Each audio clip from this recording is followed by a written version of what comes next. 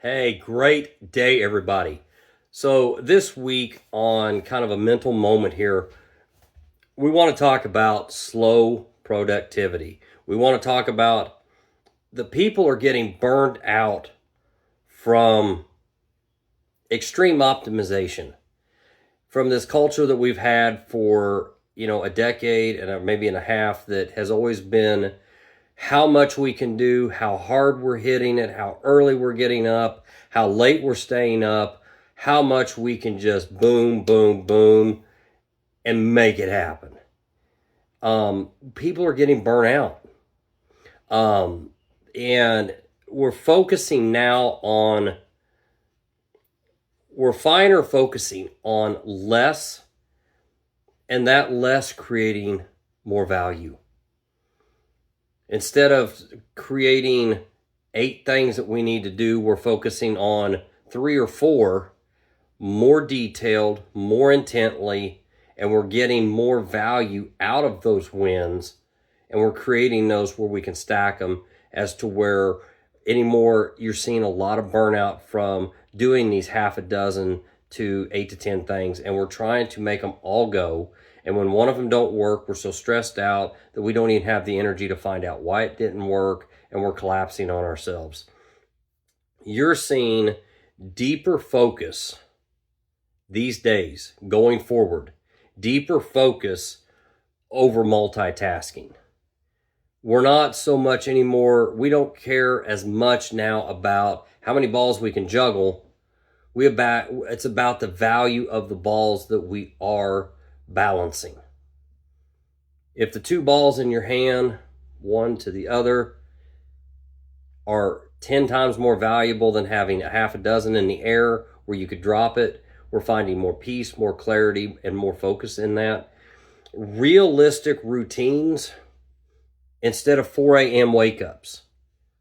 Listen, I get up early, but there's a reason. I get up before the sun comes up. I'm doing my devotionals, I'm doing my gratitude journal, I'm doing my reading because that's my time of peace. I'm not doing it because the world has told me I've got to get up and that's the only way I'm successful. And then I would feel all this weight of, by 7 o'clock, I've got to have this multitude of things done or I'm a nobody or someone else is going to beat me. What it is it's realizing that the realistic routines of getting a good night's rest, waking up and attacking it with more strength, more focus, more creativity, because we're letting our body real time heal, grow, and mature. Instead of just, come on, body, let's go, let's go, let's go. Forward thinking instead is now being treated as productive. And what I mean by forward thinking, that means when we're recovering, when we're taking a break, when we're resting, we're not being lazy. We're actually being focused on, okay, how can I benefit from this rest? How can I recover? Forward thinking of, I'm about to get burnout. I'm about, and we're not lying to ourselves. We're being honest here. We're not making excuses. Because no matter what, the excuses are a dead-end street to nowhere. But we're actually looking at recovery now as forward thinking, and we're utilizing it to regroup, recharge, reestablish, and reignite so that the things that we are focused on more intently, we're going out there and we're building that value instead of burning out. Where we value now, and it's a trend that's moving towards being consistent over being intense. A lot of things come in and they explode and they're loud and they're bright, but they don't last. People get burnt out, they get overwhelmed, they jump in the deep end before they've learned how to swim. We're establishing consistency because consistency is discipline. Focusing on a couple things instead of half a dozen, but consistently staying day by day dedicated is discipline. And discipline is what creates success. We're also creating this slow productivity as a means of consistent step by step. Slow doesn't mean we're just going at a turtle's pace and we really don't care. It means every step is measured, every step is consistent. We're doing that also by creating what is known as a digital detox, where we're deleting the apps that are distracting us, that's overwhelming us, that's making us feel like we're going to explode with all the notifications.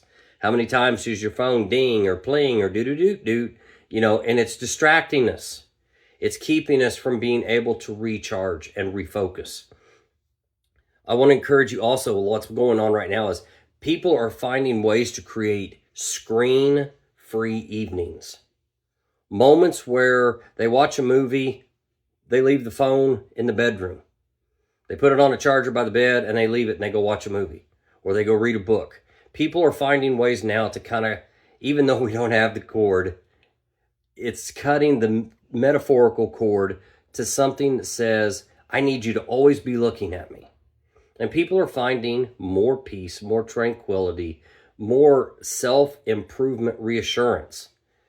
That they're not always looking for other people to validate them, but are starting to validate themselves because they're giving themselves more digital detox time, more free screenless evenings, that they're able to find out more about who they are. And big thing that has been going on now, a lot of people are getting on, is do not disturb, selective when they go to bed. I know for myself, I go to do not disturb when I go to sleep.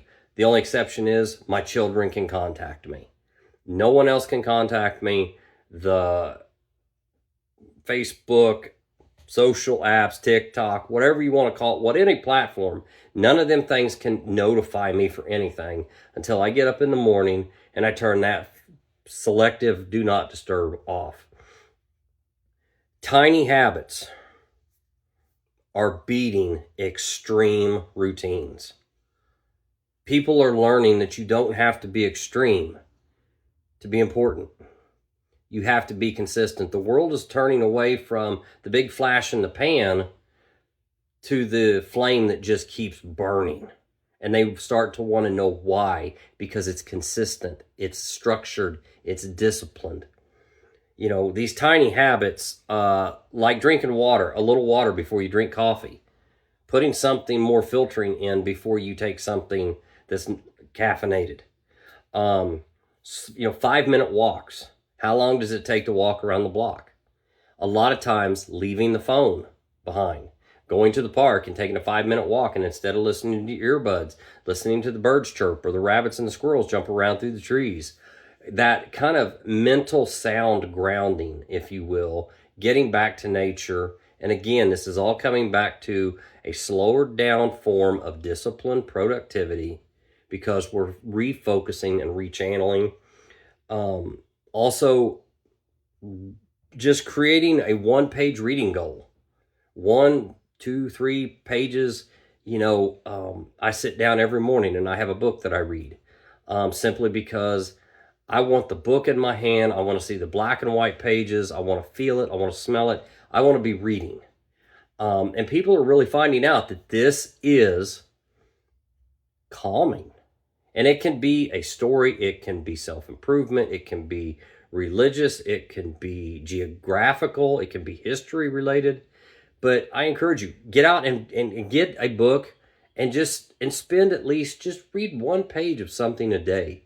I think there's a saying that if you spend a certain amount of time reading about a subject every day, in so many years, you're going to be one of the biggest experts of it in the world. It all starts with just 1 page. 1 page consistently after another. Small habits survive real life. And I want to say that again. Small habits consistently done will survive real life. The extreme is great. We feel great at the moment, but a lot of times it doesn't last. It can't survive real life. And we give up, we get burnt out, we say, I just can't do it. Small habits, consistent, slow productivity, 1 foot in front of the other, dedicated, measured, disciplined, will survive real life. And those wins, they are extremely and universally stackable. And when you get those wins and you start stacking them, people are starting to give themselves praise for this. And that praise, those stackable wins, that measured slow productivity that is consistent, guys, is what gets us out of the foxhole. We climb out, and if we're consistent, we stay out. So I just want to ask you today, are you willing to create that consistency?